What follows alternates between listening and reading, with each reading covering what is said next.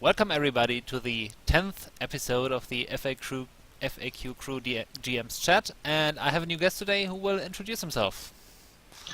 Hi, my name is Chet. I go by at SwordTruth15025 on Twitter, as well as my store. I make some custom stuff as well at Dwarf Outfitter, so you can find me tweeting at those two places. All right, so let's start at the beginning of your role-playing career. How did you get into role-playing games and into DMing? Okay, well, role-playing games was a weird one for me because I didn't play consecutively for very long. I got my first taste of it in Boy Scouts of America. Okay. Playing around a campfire with a group of people at a week-long type summer camp. So we had kind of an hour or so every evening where we played this little mini campaign that one of the guys there had written, Nice. which was a great introduction because it was that was AD&D second edition, I think. Yeah. Really good introduction to the story. Plus, the character stuff that he created was already pre-built. I didn't have to do anything. I didn't roll anything. So just a really good introduction. And then we all played around a campfire. Nice. Playing around a fire is the most fun. I need to, my gaming table, whenever I get it built, is going to have a brazier in the middle with just flames. Great. It's a requirement. Yeah. So, and then you build your battle map around that. So that was my first taste of it. I played that campaign. I never had anybody else who was really interested in playing, or I didn't know anybody who was playing. So I didn't play anymore after that until I got into college and played a little bit of D&D, a little bit of Pathfinder, and started playing Pathfinder a little bit more consistently. And then again had another kind of stop where I started working full time, and it was working weird hours. And then found a group of friends that literally lived right by me who were trying to play a Pathfinder campaign. So we started playing 8-hour, 10-hour sessions on a Saturday. But most of that was also broken up with beers and cookout. So it was a pretty nice way to play. Then that kind of brings me to current day where I started watching Critical Role and decided I wanted to try my hand at some 5e, and I wanted to branch out from the group that I was playing with at the time because it had gotten very stale, and not everybody mixed as well sometimes because I definitely have more of an RP kind of style. I like to just try and function as much on Rule of Cool as possible. And see how that works. And the group was almost entirely all min-maxers, so it made for a little bit of a weird setting. So I started playing with a group playing 5e, and I decided that and we were playing every Wednesday night, and it came this past October. I actually was thinking, we were going to have a break in between, and so I said, I could write a one-shot, and so I wrote a Halloween one-shot that was it was purposely ridiculous. I said, pick a monster that you want to be from the monster manual, or you can also make a character if you want to make a character that's got weird whatever, that's fine, and just send me what you want to make, and we'll go with it. So we had my favorite was we had the horses, the demon horses, Nightmares, yes. We had a guy who wanted to play a nightmare. And he basically played it off as two parts of a horse's ass because he couldn't talk as a horse. Yeah. So he had an imp familiar that rode him and talked for him. Nice. So it was pretty fantastic. So that was a lot of fun, and we played it out, and I kind of got hooked on it. So then I started talking to a lot of people that I knew, trying to find out who had any interest at all in playing. And then started writing a campaign, and I actually did. We did my first actual DM session with my new players. Just a little, I guess it was about 2 weeks ago now. So very, very fresh in the DMing. So yeah, that's pretty cool. And you said you wrote a campaign. Did you write the world around it as well, or did you use a pre-existing setting? So I actually bought a pre-existing setting. Sorry. I actually bought a pre-existing setting for a couple of things, and then I didn't end up using any of it. Because I bought a Pathfinder campaign planning to run a Pathfinder campaign. Yeah. And then all the people that wanted to play were brand new. Okay. And I said, let's go ahead and make this a 5e campaign. Yeah. Because it's a lot less math, it's a lot simpler to get into. Oh, yeah. And so I started coming up with something, mostly I was actually trying to write a one-shot again. That was kind of my and ended up writing a world around it, and the characters. I mean, we started writing backstories for the characters, and people started getting really involved in the world without even having played a single time. So, so that made me start thinking about my world history and all of that. So I just started off with like probably one of the simplest possible settings of. I just wanted to get a group of brand new people to try their hand at a little bit of everything. So investigating, RP, kind of travel, so setting watch and those kinds of things. Yeah. So I built a lot of a lot of it was chase, and then a final, so that there was a nice little kind of an ending battle to go through with some fun traps and whatnot. But tried to give them a little bit of everything. Mm-hmm. And then I had to come up with a setting and a place. Yeah. So really it turned into a one-shot that I then put into a world and then built the world for that. And I'm still very, very fuzzy on what happens in this world. So I have a region kind of picked out, and once they decide which direction they're going to go, that's kind of where I'm going to start fleshing out this part of the world and that part of the world. And I have a few ongoing thoughts in my head of where I want to take it, but I decided not to plan too much because they went above and beyond what I thought. Like, I did a lot of planning to make this thing a simple one shot, and they took it way farther than I ever thought it would go. So it was quite a lot of fun. Yeah. Okay, you just answered a whole bunch of questions I was going to ask. Especially how you started building your world, if your players have influence in it, and what kind your campaign is. So, yeah, we just went through that in one go. Well, I mean, I can go into depth as far as the character thing, because that was probably the most fun. I started talking with, I started talking about doing backgrounds, and two of the people said, "Hey, we want to play as like friends or siblings or something," and so we started fleshing out what they wanted to do and how, and created a really fun backstory, which I can't go into because I'm going to have them watch this probably. Sure. So there was a lot of really fun little moments of behind the scenes talking about, well, what stuff do you think you would tell other people? What kind of things do you want everybody to know? And kind of going through how they worked. And I think I had probably 4 hours worth of conversation about characters and backstory and history of the world. Yeah. At least 2 weeks before we even played the first campaign, the first setting. Mm-hmm. So that was probably I think that was the thing that really made me want to kick it into overdrive and start writing a world background and create an actual campaign and not just a one shot. Yeah. Nice. Okay, that's really cool. May I ask, do you DM in person or via an online medium?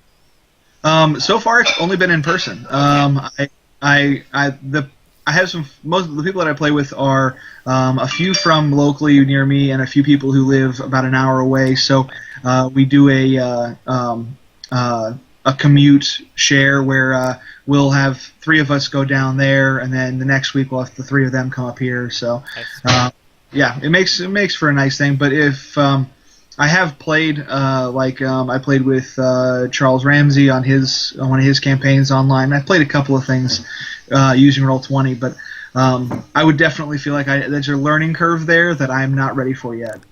Okay, so where do you see the major differences between in-person gaming and Roll20 gaming or online gaming?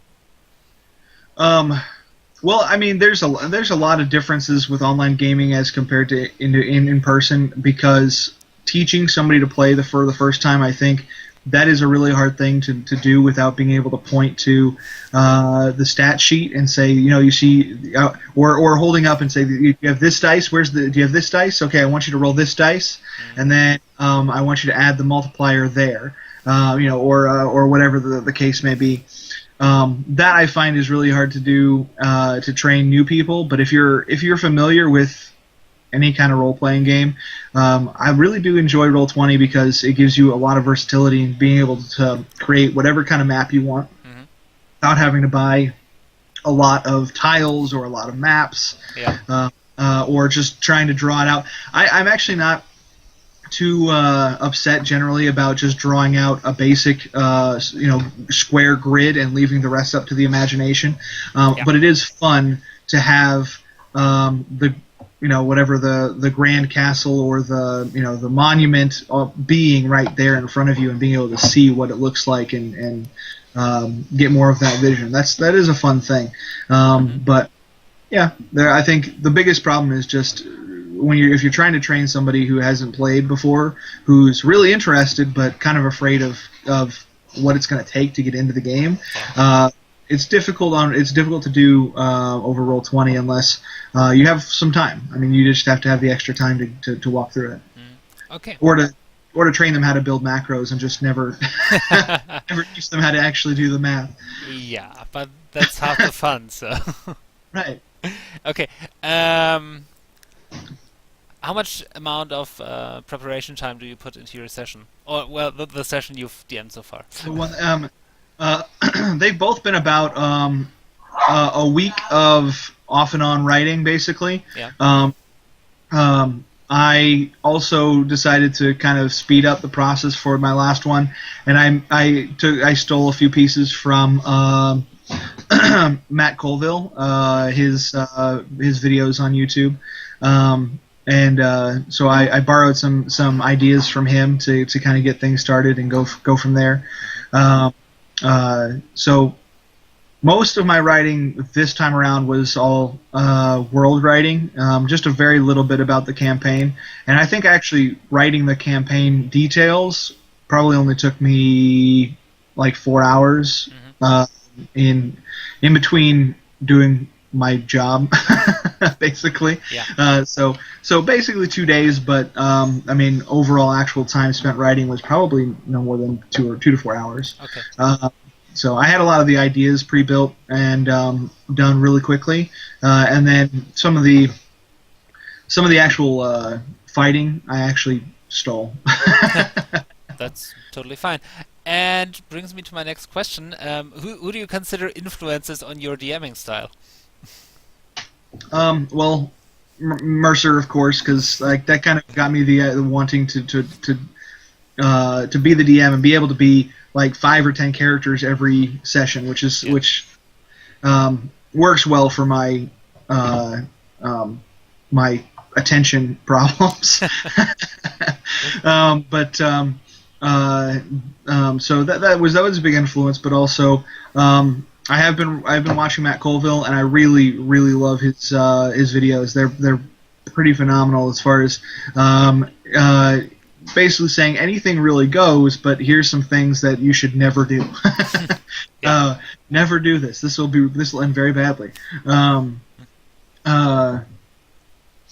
I think I've just been around a lot of different people with different styles of playing, and I happen to have in the group that I play with right now just about every possible play style that you can think of. Yeah. So having played with people who are definite min-maxers or the really heavily RP focused folks. Playing with different types of players makes you a better DM, I think. Having that experience. All right. Okay, so I think it might not have come up yet, so let's make it a hypothetical. How would you deal with the death of a PC, of a player character? That depends. I think that there are some situations where you want to try and pull that punch as a DM, because you have like, especially when it's early in a campaign and you may have accidentally made that one monster just a little too heavy, or you overestimated their planning and whatnot. But then there is also the especially when you're playing with new people, they have to realize that there is a potential that there's negative consequences for this game. Mm-hmm. It can go badly. Yeah. But the end result, I think, always has to be that you focus on the fact that a death is not the end of a campaign, because new characters can be brought into the story, and new people can, you can, in many ways, it's a way to get away from kind of the doing the same thing over and over, it's not something that you run into all that often, as long as you have like a cleric with you. If you're not running with a cleric, you should be prepared that somebody's going to die and there's going to be no way to fix it. Yeah. And probably have something in your back pocket. Like, I think it's interesting watching Matt do it, is the kind of ritual chances of things happening, because sometimes the characters forget that they can do things, or things of that nature. And I've done that before in a game where it was kind of like that, where the DM said, okay, well, you've got 10 rounds to figure out what to do. And I was like, well, how would this work? if I basically like ritualized raising this guy back using some kind of a spell. And he was like, well, I guess that would mean you have to set it up and do all this. He's like, yeah, I'll give it to you. So he's like, it'll take you, the entire time that everybody else is running around doing other things for you to raise this person from the dead. All right. So yeah, I mean, being flexible about that. If it's a really good idea that could possibly save somebody, yeah. I'm gonna stick with the rule of cool. It'll look really awesome in the end, so that's fine. All right. Okay. Coming to the next point, your favorite anecdote from being a player and being a GM. So, what's stuck in your mind? What makes role-playing awesome? So because it's fresh in my mind, I'm going to go with the DM one first. Sure. In writing up my little history, I kind of decided that, because like I said, I did kind of a regional map, and I started with that, and I wrote a history about kind of all of the different big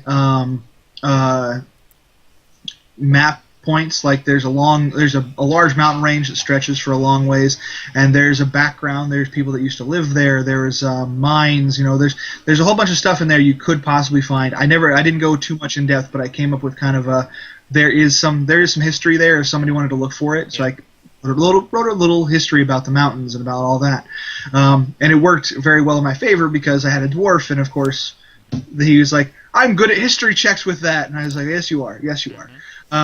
But then also the same thing for the forest. The forest had maybe a history or a background with maybe a druidic presence or something of that nature. So I kind of wrote that in, and then as I was fleshing it out, I was like, I want them to have somebody who can kind of point them at the fight if it comes to they're not pursuing it, or they just roll really awfully in trying to pursue these goblins. Maybe I'm going to write. So I wrote in a character that was a goblin that had been sacrificed by the other goblins because he showed druidic powers, and they thought that he was bad juju, so they sacrificed him to the gods of the forest, hoping that the gods of the forest would leave them alone and not make them have flowers pop up everywhere. And they didn't realize that the place that they sacrificed him was actually like the seat of power for this kind of druidic presence in the forest, and so it saved him and was taking care of him in this grove. And the players happen upon the grove when they're directed that way to try and find the next step. And I had the dwarf, of course, was like, "Oh, there's a big rock. I'm going to history check that." And just any time that there was something there, and I said, "Okay, well, it's faintly magical, and it's been here forever, literally as long as time. It has been here." And he was like, "That's weird. I'm going to check it out." And so he walks up. He was like, "Do I see any tracks?" And I said, "Yeah, you see tracks all over here. There's goblin tracks everywhere." And then he managed to roll really well, and I said, "Okay, there is one set of tracks that you see that are really, really fresh, that are kind of popping around everywhere, and periodically they just walk right up to the rock and disappear." And he was like, "Where do they disappear?" And I said, "There's kind of a wall face, and you can track it to the wall face." And he goes, "I stick my hand in." And so then I rolled, and he goes, "No, I don't stick my hand." I was like, "It's done. It's done. You stuck your hand in." So I just rolled just to, and it was more to freak him out, I think, than anything. But I wanted it, but it was an attack anyway. So I rolled, and the attack was real low and didn't hit his AC. And I said, "Okay, you pull your hand back, and there's a pressure on your hand, and as you pull it back, there's a goblin attached to it." And then they try to interrogate him, and my wife was playing in this game, and she was like, "Well, okay, I scare him." And I said, "You do a really good job scaring him. It's not hard." He's really scared right now. And then I got to kind of play him, and that was the most fun. I loved playing him as this kind of, just really dumb. And they asked him a lot of really serious questions, and he was like, "I don't know. I'm an idiot." Because his only real goal was to point that way and say the goblins are there, and they turned it into they became like buddies, and I did not expect any of that. So it was a really fun, like, random role play that just happened, and I enjoyed that immensely. And it sounds like he may become a recurring NPC. So very nice. We'll see how that goes. As for a player, man, there's a lot of really fun things. I've always pretty much almost all the time played clerics, and so this last game was a homebrew, and he'd written in some rules for specialty gunslingers, because it was a kind of a modern era fantasy with trains and Wild West kind of situations. So I created a gunslinger cleric. I was like, you guys don't even realize how much fun this is going to be. And as I had it in my mind, and as I was creating this character, it finally came to a point where, because as a cleric, I did not put any dex in this guy, so gunslinger was out of the question. But he had a heavy weapon class that you could take for strength base. I talked with the DM about it, and I ended up creating basically a Dragonborn Hellboy situation. He carried around a big giant set of pistols, and have a whole lot of specially blessed bullets that I keep in a bandolier, and so it's very fun to be kind of the mid-distance fighter, basically. Still be able to just walk up to somebody and heal them real quick, and then walk out. So it made for a lot of fun situations as I've been playing it, and so that's probably been a really fun overall. And there were a couple, and there's one other character in there that is kind of the exact opposite of a cleric. Like he's royal. He took proficiency in con saves so that he could go drinking more often. Okay. And I always love interacting with that character, because there's this like respect-hate relationship that's going on. Of you do so many really idiotic things, but you somehow are alive. So there's a respect and a hate in there, both at the same time, and those RP moments are always really fun. yeah, playing with people that are really really different than what you write is fun. Oh yeah. Okay, so any advice you would like to give to DMs or people who might think about becoming a DM but aren't quite sure yet? Uh, just do it. Just write whatever you're thinking, and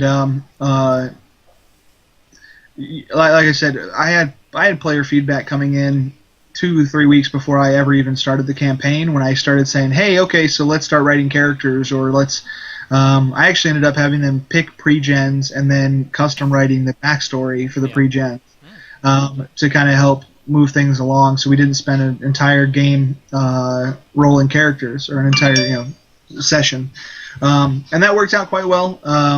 And I had so much feedback on the world, and as I was writing the history of the world, I would send out links to the documents to all of my players to get feedback and to try and help them build their own backstories. So, your players will help fill out the world for you. You just have to find a place for them.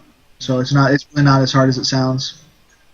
All right, and well, since today is April the 30th and International Tabletop Day, final question: what are your favorite board games? Wow. Many. I have many. Many and Legion. I have a wall. Firefly, the board game, is one of my favorites right now. Okay. It is fantastic. What else do I have over here on my wall? Or I like Sentinels of the Multiverse, Catan. There's a number of them that I haven't played in a long time that I'm really interested, that I want to play, like Arkham Horror. I haven't played in a long time, and I just love that game. And I've recently come in contact with Red Dragon Inn, and that is fantastic. Oh yes, it is. And so that was a really good game. And playing it with critters was just too much and amazing. So yeah, so quite a few. I have many games, many board games. Actually, there's a lot of really good games from Mayfair. Catan, obviously, but like a lot of road builders, train games, those kinds of things, and those guys are really smart. And I've worked for them a couple of times at Gen Con, so they're a really fun, awesome game company, and I have to represent them because they're from my area. They're from the Midwest. Oh, so. wow, okay. So they're really cool people, and a lot of fun to work for. Honestly, that was probably the weirdest thing. Is they were like, well, here's a bunch of free stuff. Here's what you're going to demo. I hadn't touched the game before, and they're like, here's a video on how to play it. Well, you can figure it out. Nice. Right. So a lot of fun. All right. Okay, Chet, thank you very much. People can follow you on Twitter at... It's SwordTruth15025. And that will be in the description, as well as the link to your store you have? Yeah, it's Something Dwarven is the name of my Etsy store, and I have a Twitter for it. It's at Dwarf Outfitter, and I make a bunch of. Here, I even have a couple. I have some custom-made journals for your campaign notes. Here. Yep. So that sort of thing. I'm working on some rings. I made one for Puppy, but wooden rings of protection. Very cool. With. So there's a few things up there. My wife does some art, and she's got some pieces up there that are inspired by Critical Role and gaming in general. So. All right. So all of that can be found in the description. To just click on it. So Chet, thank you very much for being on. Have a great day, and talk to you soon. Bye-bye. Thanks. Bye.